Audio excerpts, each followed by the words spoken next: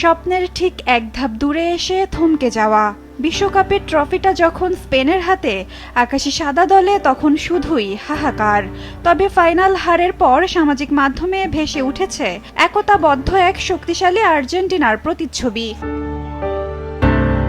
হৃদয়ে যে কি পরিমাণ ক্ষত তা জানিয়ে অধিনায়ক লিওনেল মেসি লিখেছেন, ব্যথাটা তীব্র হলেও তারা দুটি ফাইনাল খেলে জাতিকে গর্বিত করেছেন।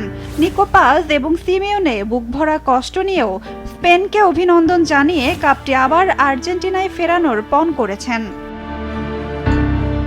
হুলিয়ান আলভারেজ মনে করিয়ে দিয়েছেন, ফলাফল যাই হোক, সততার সাথে দেশের প্রতিনিধিত্ব করতে পারাই তাদের আসল পরিচয়।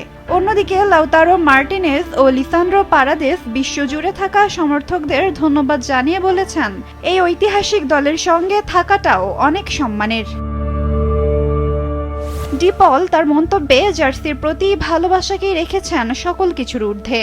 আবার সেনেসিও রোমেরো স্বীকার করেছেন স্বপ্নের এত কাছে এসে হারের তীব্র কষ্টের কথা, তবে প্রতিশ্রুতি দিয়েছেন ফিনিক্স পাখির মতো নতুন করে জেগে ওঠার।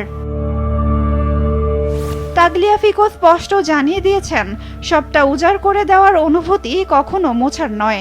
আর জুয়ান মুসো স্মরণ করিয়ে দিয়েছেন, নিঃস্বার্থ ফুটবল খেলার যে ধারা তারা রেখে যাচ্ছেন তা থেকে আর্জেন্টিনা সরবে না।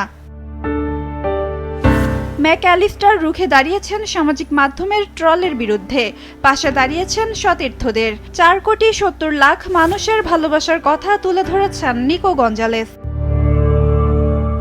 এদিকে আর্জেন্টিনার ফুটবল অ্যাসোসিয়েশন ইনস্টাগ্রামে পোস্ট দিয়ে ছেলেদের পাশে থেকে বার্তা দিয়েছেন, ইতিহাস তারাই লেখে যারা কখনো হাল ছাড়ে না।